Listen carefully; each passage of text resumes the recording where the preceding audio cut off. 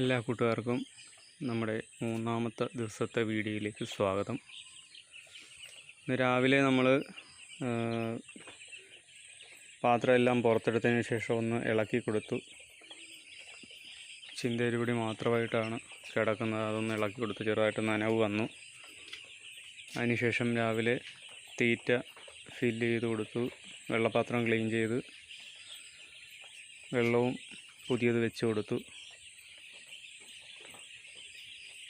അതിനുശേഷം വൈകുന്നേരമാണ് നമ്മൾ വലിയ തീറ്റപ്പാത്രം കയറ്റി. നിങ്ങൾക്ക് കാണാം, ഒരു സർക്കിളിൽ 5 തീറ്റപ്പാത്രം വെച്ചാണ് കയറ്റിയിരിക്കുന്നത്.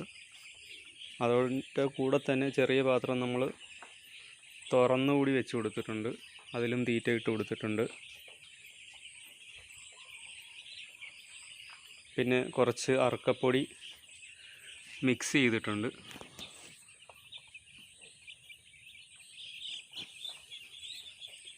വൈകുന്നേരം ഒന്ന് ഇളക്കിയതിന് ശേഷം അതിൻ്റെ പുറത്ത് അറക്കപ്പൊടി കൂടി തൂകിക്കൊടുത്തു. ഒരല്പം വലുതാക്കിയിട്ടുണ്ട് സർക്കിള്.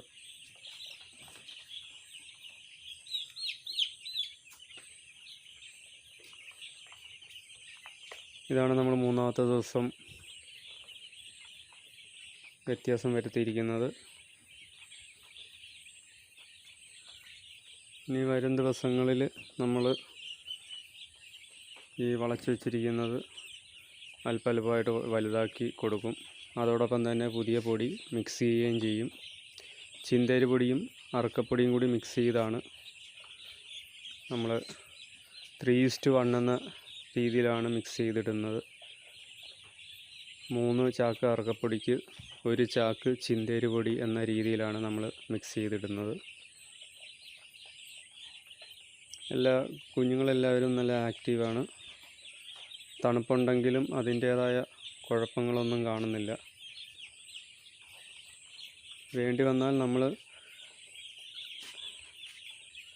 ചൂട് കൂട്ടണമെങ്കിൽ ബൾബ് പിന്നീട് ആഡ് ചെയ്യേണ്ടി വരും. ഇപ്പം നിലവിൽ 200 വാട്ടിൻ്റെ 2 എണ്ണം വെച്ചാണ് ഒരു സർക്കിളിൽ കിടക്കുന്നത്. 400 വാട്ട്, 500 വേണ്ടത്. 400 വാട്ട് മതിയാവും.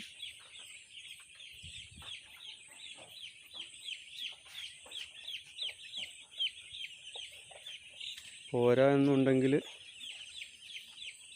ബാക്കി 100 വാട്ടിൻ്റെ ആഡ് ചെയ്യുകയോ അല്ലെങ്കിൽ 200 വാട്ടിൻ്റെയോ എങ്ങനെയാണെന്ന് വെച്ചാൽ ചൂട് ആവശ്യമായ രീതിയിൽ വാട്ട് ബൾബിട്ട് കൊടുക്കുക. അപ്പോൾ ഇന്ന് മാത്രമേ ഉള്ളൂ. ഇനി നമ്മളിത് മൊത്തത്തിൽ അടച്ച് കെട്ടിയിടും.